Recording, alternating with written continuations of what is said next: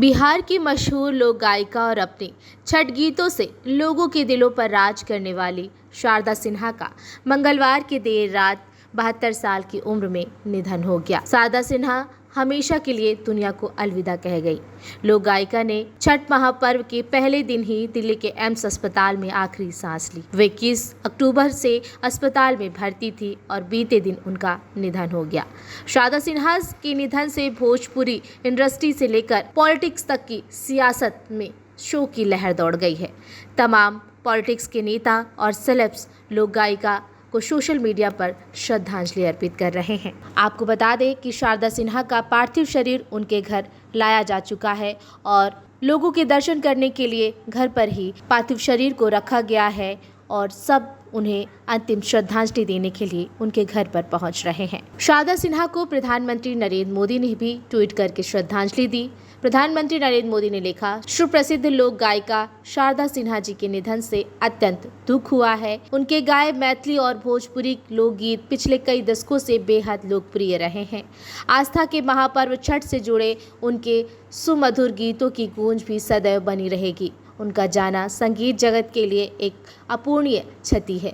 शोक की इस घड़ी में मेरी संवेदनाएं उनके परिवारजनों और प्रशंसकों के साथ में हैं। ओम शांति।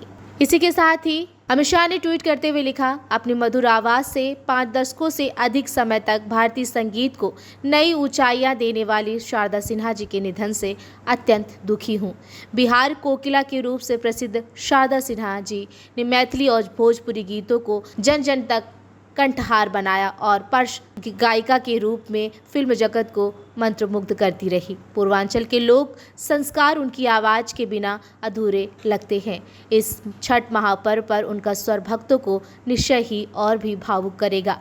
दुख की इस घड़ी में मेरी संवेदनाएं उनके परिवारजनों के साथ हैं। छठी मैया दिवंगत आत्मा को श्री चरणों में स्थान दे। ओम शांति। ओम। इसी के साथ ही आपको ये भी बता दें कि शारदा सिन्हा के ट्विटर हैंडल पर एक पोस्ट किया गया, जिसके बाद तमाम सेलेब्स ऐसे हैं जिन्होंने श्रद्धांजलि अर्पित की।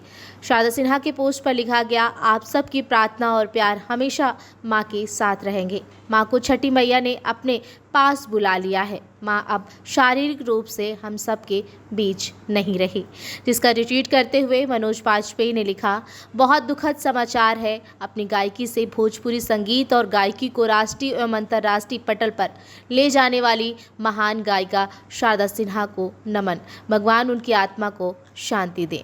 इसी के साथ ही भोजपुरी के कलाकार खेसारी लाल यादव ने लिखा, स्वर के अद्भुत साधिका लोक गायिका शारदा सिन्हा जी के निधन की खबर से आंखें नम और भारी हैं। शारदा जी की आवाज़ असुर और बिहार के माटी की मिठास हर कोई महसूस कैलस। भगवान ओके आत्मा की शांति, अपरिवार के दुख सहन करे की हिम्मत दे।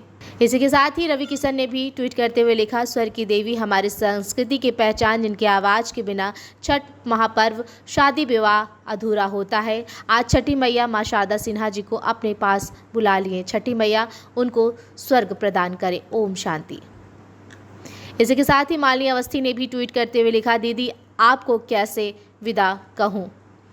आपको बता दें कि निरहुआ ने भी ट्वीट करते हुए लिखा, लोकप्रिय गायिका बिहार कोकिला स्वर सामग्री पद्म भूषण से सम्मानित आदरणीय शारदा सिन्हा जी को आकस्मिक देहांत बहुत ही शोकदायक है। उनके संगीत के बिना यूपी बिहार का छठ अधूरा रहता है।